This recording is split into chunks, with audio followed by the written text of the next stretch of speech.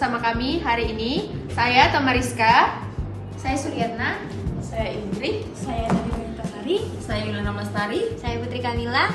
Nah, pada kesempatan kali ini guys, kita akan membahas tentang dinamika perbatasan maritim Indonesia dengan fokus pada kebijakan pemerintah, pembangunan kawasan perbatasan, serta peran Badan Nasional Pengelola Perbatasan atau BNPB dalam mengelola wilayah perbatasan negara. Nah, jadi teman-teman, Indonesia itu merupakan negara kepulauan terbesar di dunia yang memiliki lebih dari 17.000 pulau dan berbatasan langsung dengan negara melalui laut.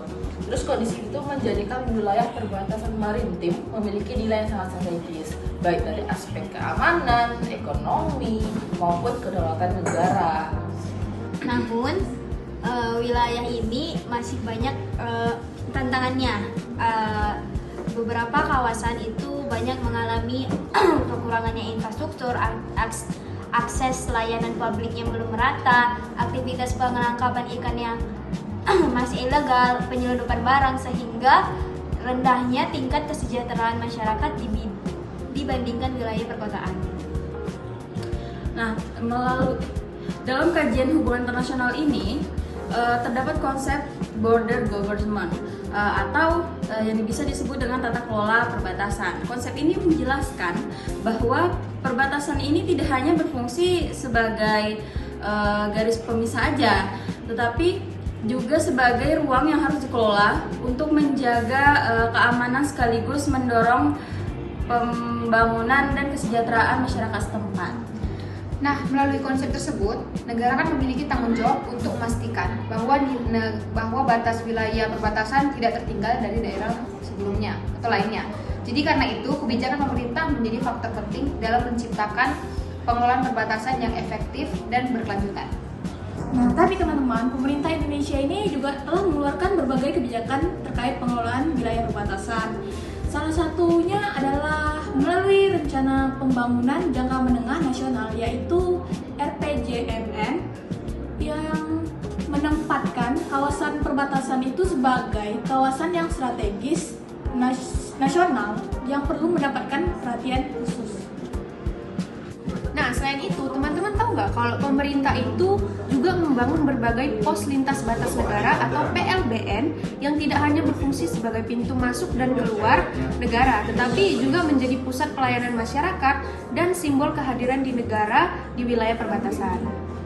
Nah, jika melihat pembangunan kawasan perbatasan saat ini, terdapat berbagai kemajuan yang cukup signifikan.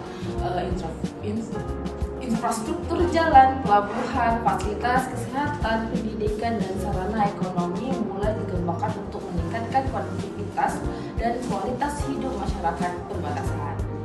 Nah, jadi meskipun demikian, pembangunan tersebut masih menghadapi beberapa kendala.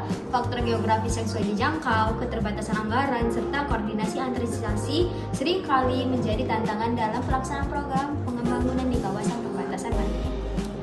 Dalam konteks ini, BNPB memiliki peran yang sangat penting. BNPB merupakan lembaga yang bertugas mengkoordinasikan pengelolaan batas wilayah negara dan kawasan perbatasan agar kebijakan yang dibuat oleh berbagai kementerian dan lembaga dapat berjalan secara terpadu. Nah, selain itu, peran BNPB tidak hanya berkaitan dengan keamanan wilayah, tetapi juga mencakup pembangunan ekonomi, sosial, dan infrastruktur. Dengan adanya koordinasi dari BNPB, diharapkan tidak terjadi tumpang tindih program antar instansi dalam pembangunan kawasan perbatasan. Salah satu contoh yang dapat kita analisis adalah pembangunan kawasan perbatasan di Kepulauan Riau.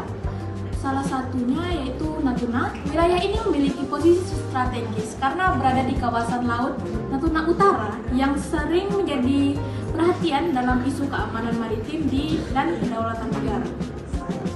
Di Natuna, pemerintah telah meningkatkan pembangunan infrastruktur, memperkuat kehadiran aparat keamanan, serta mengembangkan sektor perikanan sebagai sumber ekonomi masyarakat.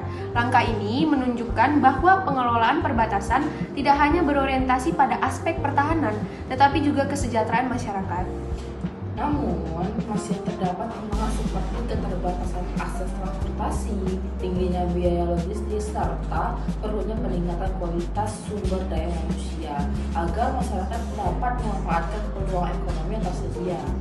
Nah, teman-teman, dari analisis tersebut dapat kita lihat bahwa keberhasilan tata kelola perbatasan maritim itu sangat bergantung pada sinergi antara pemerintah pusat, pemerintah daerah, BNPB, aparat keamanan, dan masyarakat lokal. Untuk itu, beberapa solusi yang dapat dilakukan adalah memperkuat koordinasi antar lembaga, lalu ada meningkatkan investasi pembangunan infrastruktur maritim, memperluas akses pendidikan dan kesehatan, serta mendorong pengembangan ekonomi berbasis potensi lokal seperti perikanan, pariwisata, dan juga perdagangan lintas batas. Selain itu, pemanfaatan teknologi digital dan sistem pengawasan maritim juga perlu ditingkatkan untuk mengurangi aktivitas ilegal seperti penyelundupan dan penangkapan ikan ilegal yang dapat merugikan negara. Oleh karena itu, BNPB juga perlu terus memperkuat fungsi koordinasinya agar seluruh program pembangunan ini dapat berjalan lebih efektif, terintegrasi, dan tepat sasaran sesuai kebutuhan masyarakat setempat.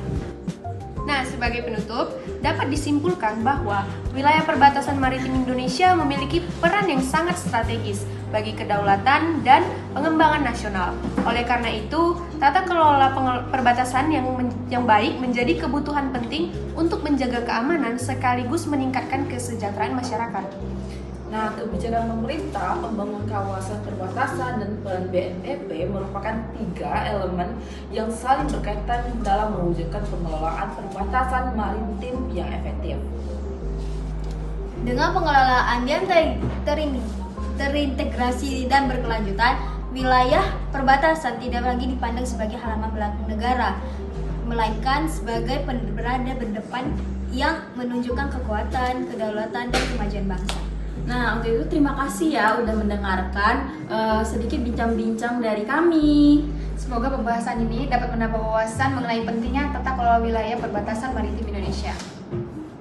Sampai jumpa di bincang-bincang berikutnya. Dadah. Nah.